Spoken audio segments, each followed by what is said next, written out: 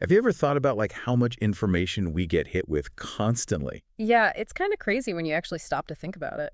They say our brains can only really process something like 120 bits of information every second, 120 bits. which sounds like a lot Right. until you realize that just understanding someone talking takes up like 60 of those bits. Oh, wow. So that's half gone right there. Right. It's like we're constantly trying to drink from a fire hose. No wonder we feel so overwhelmed all the time. And that feeling of being overwhelmed, of struggling to really focus and engage with something amidst all the noise. Ah. Well, that's exactly what we're going to dive deep into today. Yeah, it's interesting because while the amount of information we face today is kind of unprecedented, Yeah, for sure. this fundamental challenge of limited attention, Right. it's not new. No, You no. can think about it like navigating a busy marketplace, Uh-huh. even without digital distractions. Yeah. There's always been a limit to what we can consciously pay attention to at any given moment. And to help us not just navigate, but really thrive in this crazy world of information overload, Yeah. we're going to turn to the work of Dr. Mihaly Csikszentmihalyi Okay. and his incredibly powerful concept of flow. I love this concept. We're going to be drawing from his book, Flow, Great book. to really unpack what this state of deep engagement and pure enjoyment is all about. Yeah. Think of this as your, like, express lane to understanding this powerful idea Okay.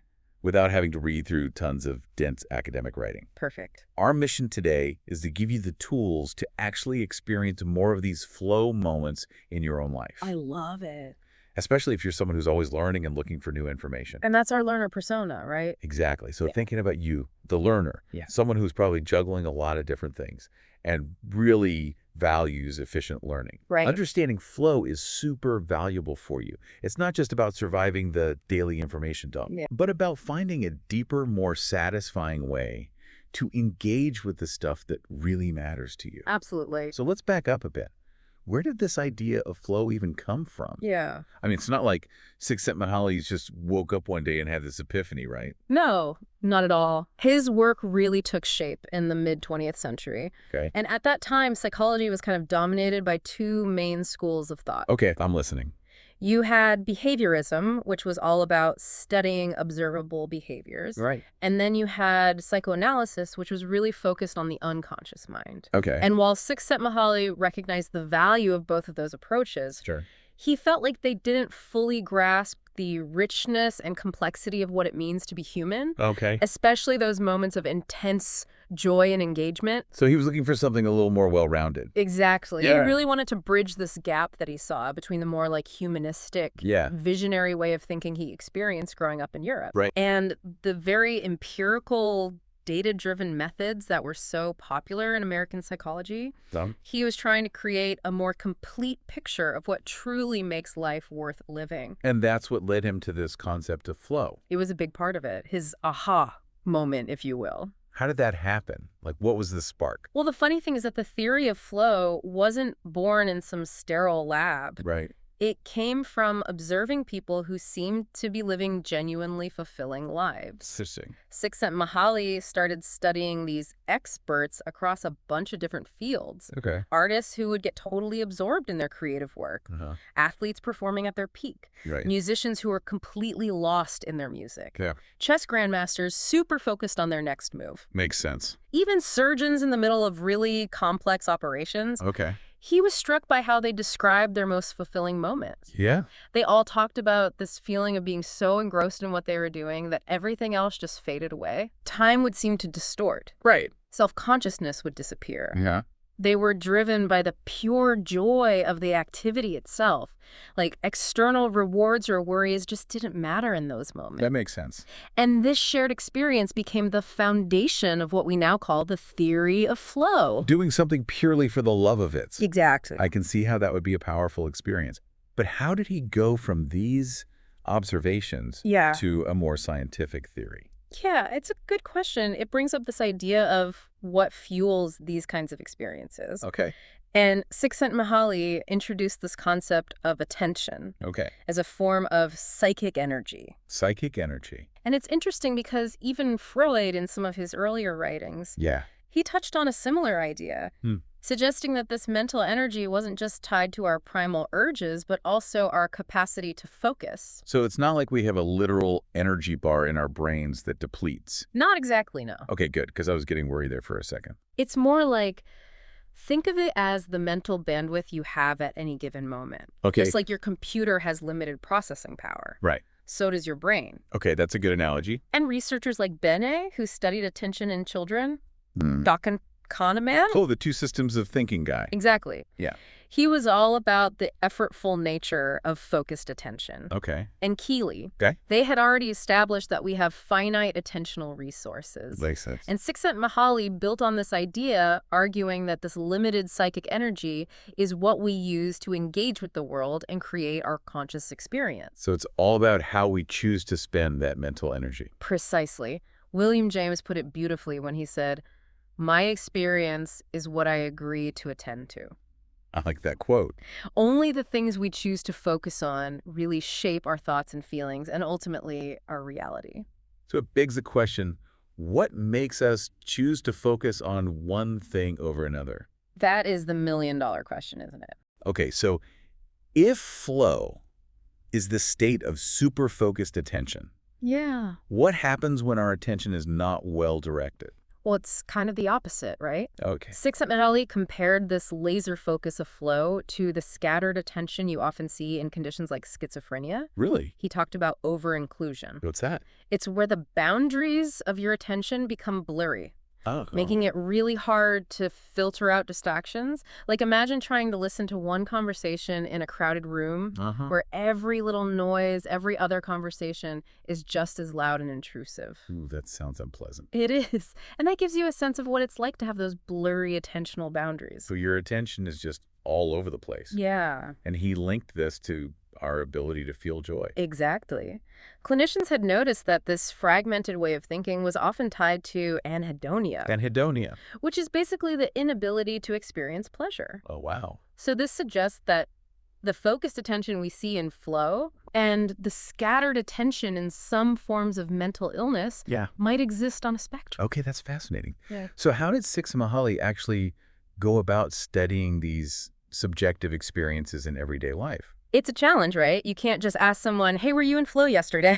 Yeah, right. Like, you probably won't get a very accurate answer. For sure. So this is where the experience sampling method comes in, or ESM. Okay. This was a new approach that let researchers capture people's subjective states as they were happening in their natural environments. Oh, interesting. Instead of relying on potentially flawed memories of past events. How did that work? People would basically carry around a device. Okay. It started with pagers, but later on they used watches or even apps that would randomly signal them throughout the day. Okay. And when they got a signal, they'd have to immediately fill out a short questionnaire About what they were doing, where they were, who they were with, but also their thoughts, their feelings, their level of focus and motivation at that exact moment. So they were getting these like snapshots of people's inner worlds throughout the day. Exactly. Like, imagine our learner persona. Okay. Using ESM, we could see when they're most focused during their study sessions, what types of learning they find engaging, how their concentration changes over time. The book actually gives the example of Lorraine. Yeah. Over the course of a week, she got all these signals and filled out the forms. And what did they learn from her? Well, they found patterns in how she spent her time, her thoughts, her emotions, and even her ability to concentrate in different situations. So even though it was just these little snapshots in time, it actually gave them reliable data. Yeah, it's surprising, but it did. Research has shown that ESM data is pretty consistent over time.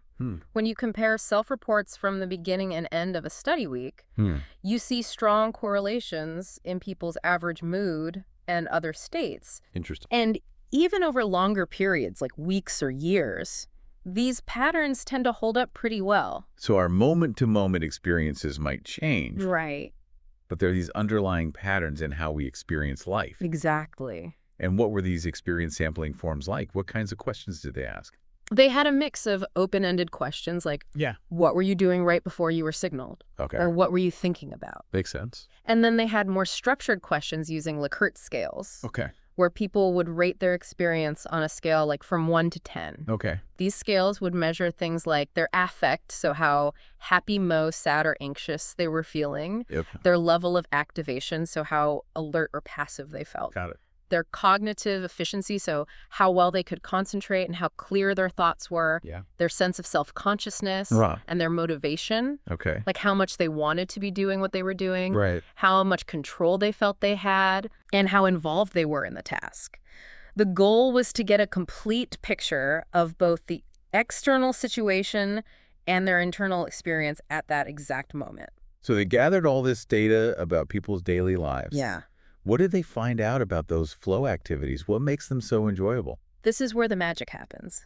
Okay, tell me more. Csikszentmihalyi identified several key characteristics that show up consistently during flow experiences. Okay, I'm ready. First up, clear goals. Okay. You need a sense of purpose, even if that goal is as simple as mastering a specific skill or finishing a step in a larger task.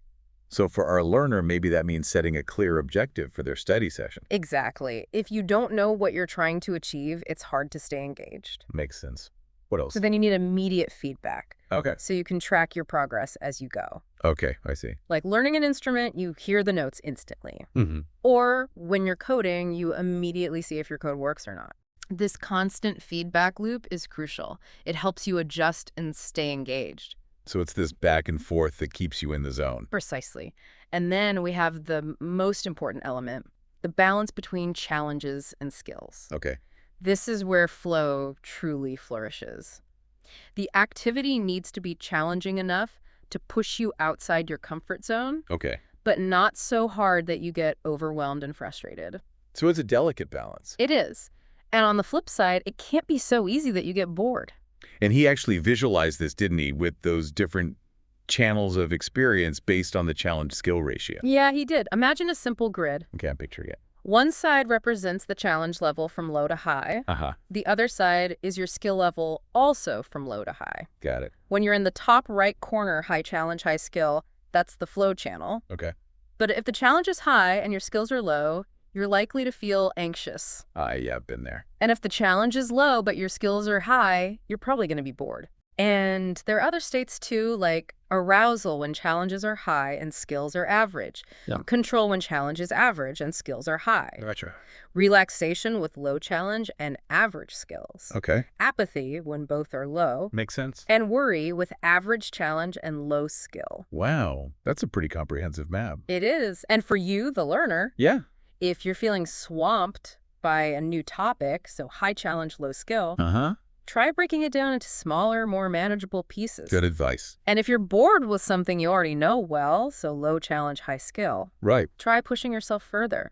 Explore more advanced concepts or find a new way to apply what you know. So flow isn't just about feeling good. It's about finding that sweet spot. Absolutely. It's a dynamic equilibrium. Okay, what else makes flow so engaging? Well, another key ingredient is concentration. Focus. Yes. When you're in flow, your attention is completely absorbed in what you're doing. Okay. Distractions just melt away. That must feel good. It does.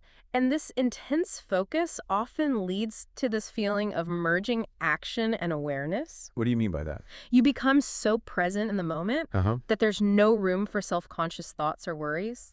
Wow. You're just doing without thinking about the doing. Just completely absorbed in the activity. Exactly. And this often leads to a loss of self-consciousness. Interesting. Your ego kind of fades into the background because your attention is so focused on the task. And you feel in control. Yeah, there's a sense of control, like you're the one guiding the experience. That sounds empowering. It is. And often your perception of time changes. Right. It might feel like time is flying by. Right. Or it could even slow down. Interesting. But either way, you're not really aware of time passing. You're just in the moment. And finally, activities that create flow are driven by intrinsic motivation. So the reward is the activity itself. Precisely. Yeah. You're doing it because you love it, not for some external reward. Okay, that all sounds amazing. Yeah. But do these flow states only happen during our free time? When we're doing things we're passionate about? Not at all. Csikszentmihalyi studied flow in all sorts of contexts, even at work. Really? So even a boring job can be a flow activity? It's possible if it has those key characteristics we talked about. Interesting. But he did find that sometimes motivation at work can be lower than during leisure activities. Even when people are experiencing flow? Yeah. Like, think about surgeons. Okay. Their work is super demanding and high pressure. Yeah, for sure. But a lot of them describe it as incredibly engrossing, even enjoyable. Wow. Because of the clear goals, the immediate feedback, and the constant need to balance their skills with the challenges they face. That's pretty amazing. Yeah. What about when we're just trying to relax? Can we experience flow then? Yeah, absolutely. Even things that seem passive, like listening to music or reading, can become flow activities if you engage with them actively. I see. So instead of just listening to music, you could focus on the melody, the harmony, the rhythm, really try to understand what the composer was trying to convey. It's very different from, say, just passively watching TV, which doesn't require much mental effort and might be more about escaping than truly engaging. And for our learner, that could be like reviewing notes. Exactly. But instead of just passively reading, they set a goal, like mastering a specific concept, and actively test themselves as they go. Perfect example. So it's all about how you approach the activity. It is. What about our relationships? Can we experience flow with other people? Definitely. Relationships can be incredible sources of flow. Whether it's with friends, romantic partners, or family, this often happens through shared goals, mutual attention, and the growing complexity that comes with deeper connections. I see. Like, think about a really engaging conversation where you're both listening intently, building on each other's ideas, and feeling a sense of connection and understanding. It's like you're in sync. Exactly. Csikszentmihalyi even compared the constraints of family life to the rules of a game. Interesting. Suggesting that these structures, while sometimes feeling limiting, can actually help focus attention and create opportunities for shared flow. That's a cool way to think about it. Yeah. What about when we're alone? Can we experience flow in solitude? It can be a bit more challenging in solitude because you don't have that external structure. Yeah, that makes sense. But people who truly enjoy their own company often develop internal routines or activities that help them get into flow. Like what? The book mentions Dorothy, who lived in the wilderness. She had to create her own ways to stay engaged in her solitary life. Wow. Things like gardening, observing nature, and reflecting on her own thoughts. And for a learner, that could be deep solitary study sessions. Where they get lost in a complex problem or a fascinating book. So it seems like it all comes back to that inner drive, that intrinsic motivation. Exactly. Intrinsically motivated experiences are incredibly powerful motivators. And they're closely linked to feelings of autonomy and freedom. Freedom to do what you love. Yeah. And Csikszentmihalyi contrasted this with extrinsic motivation, where our actions are driven by external rewards or pressure. Like grades or deadlines. Exactly. So people who are intrinsically motivated are probably like young, free spirits. Actually, that's not what the research showed. Really? It wasn't just young, unattached people who were intrinsically motivated. It was also older people with families who had learned to find joy in a wide range of activities. So it's not about your age or life circumstances? Not necessarily. It's more about this idea of the autotelic personality. Autotelic personality. These are people who are less dependent on external rewards. And they're better at finding enjoyment and creating flow states in all kinds of situations. Like they have a superpower. Kind of. They've developed these metask skills that allow them to turn everyday experiences into something engaging and rewarding. So what are these metask skills? They're like the building blocks of flow. Things like being able to set clear goals, focusing their attention deeply, finding enjoyment in challenges, and that constant drive to learn new skills. So you're saying these things can be learned? They can be developed. And the family environment plays a big role in that. Really? So like how you're raised? Yeah. These autotelic families. Autotelic families. They're families that emphasize clear goals, feedback, a sense of control. Okay. Opportunities for focused concentration. Got it. intrinsic motivation, and they provide appropriately challenging activities for their kids. So they're setting their kids up for success in finding flow. Exactly. So it's not just about feeling good in the moment. Flow actually helps us grow as individuals. Absolutely. The pursuit of flow is all about growth and development. In what way? Well, as you engage in flow activities and overcome challenges, your skills naturally improve. Okay. But then to keep experiencing flow, you need to find new, more complex challenges that match your new abilities. So you're always pushing yourself further. Exactly. It's a continuous cycle of learning and growth. I like that. And how does this connect to our need for meaning and purpose in life? That's a great question. Csikszentmihalyi argued that flow experiences are a big part of what gives our lives meaning.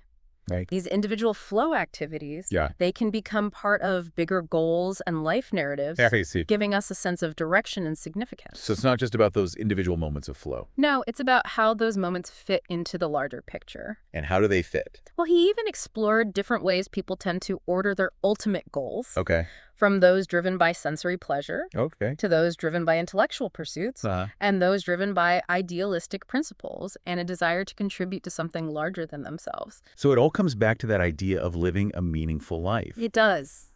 And where does Csikszentmihalyi's work on flow fit in with the rest of psychology? His work is a big part of positive psychology, which is a field that focuses on understanding and promoting well-being. And human flourishing. Instead of just focusing on mental illness. Right. Flow research gives us valuable insights into how we can cultivate happiness, resilience, and lives filled with purpose and joy. So for our listener out there, what's the key takeaway from all of this? Flow is not just about feeling good. It's an active process of engagement, focus, and growth.